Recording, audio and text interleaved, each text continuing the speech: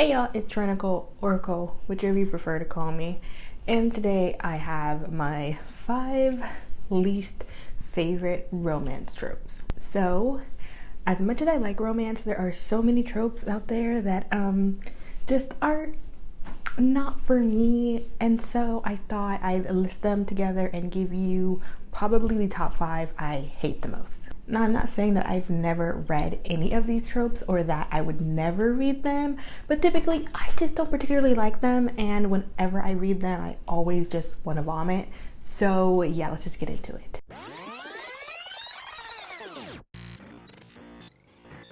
Okay, so the first trope is the dead spouse trope.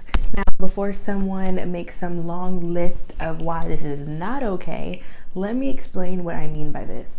So typically in a lot of single parent tropes, there tends to be this stigma that when it's the mom who's a single parent, the dad's typically like an asshat and just runs off and doesn't take care of the kid.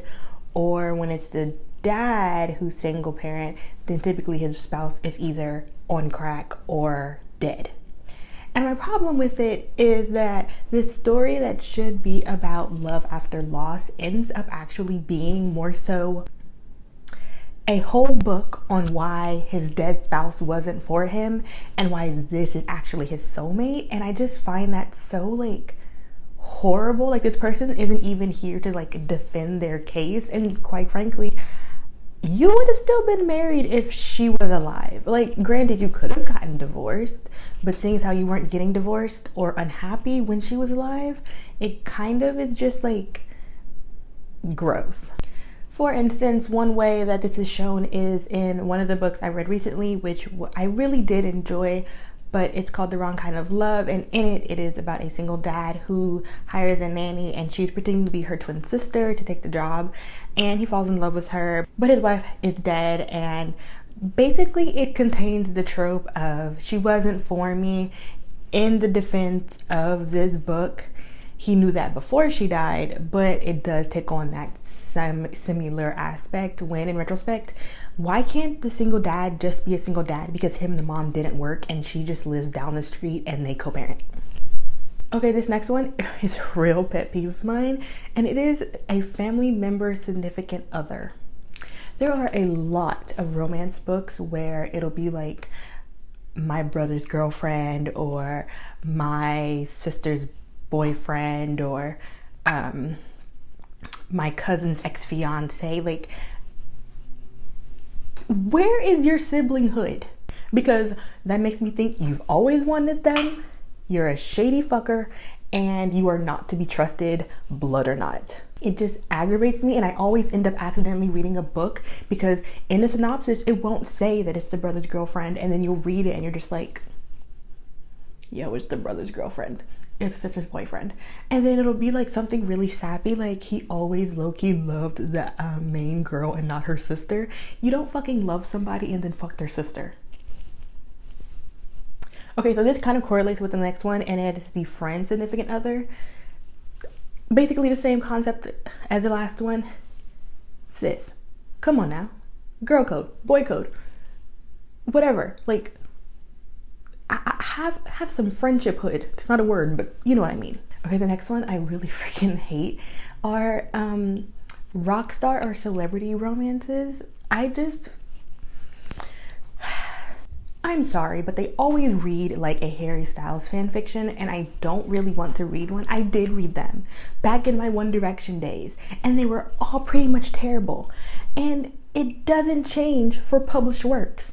I literally, the one that comes in mind is one I always trash talk on this channel, so I'm not going to talk about it at this point. But if you watched my channel before, you probably know what I'm talking about. And it is a terrible book, and the whole rock star who's misunderstood, but this one girl who sings Bon Jovi because nobody knows who Bon Jovi is the love of his life. Like, you know, it's just, no, I'm just ill. Like, ew, come on now. I'm sorry, but Harry Styles is going to marry someone similar to Harry Styles. Okay, and the last one just grosses me out, and I'm just gonna call this the dad's best friend, though it doesn't always have to be the dad's best friend. But basically, it's kind of like the age gap, but there are some age gap romances that I don't really mind. Like, for instance, if the age gap are two people that don't know each other, then I don't really particularly care. But it also has to be an age gap where both of them are at the same state of mind. Like, it can't be an age gap where the girl's 16 and the guy's like 72 or 34 or hell 25. But like, if she's like 27 and he's 37, then I don't really care about those.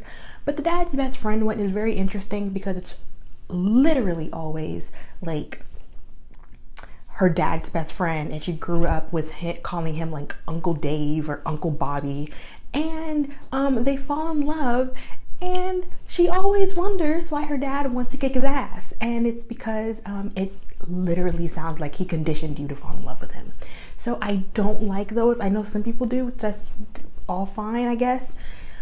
For me, fiction or not, it gives me the heebie-jeebies, and I don't want to read it, and I don't typically read it. Now, have I read the dead spouse, family member, celebrity romances, and friend significant other? Hell fucking yes. And each fucking time, I've always somehow not given it more than 3 stars.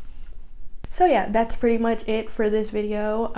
Those are the 5 romance tropes that are probably like my top 5. Like, I don't think they can get any worse than that. But yeah, so hope you enjoyed this video. If you did, go check out some of my other videos. I post once a week, and I will see y'all in the next one. Peace.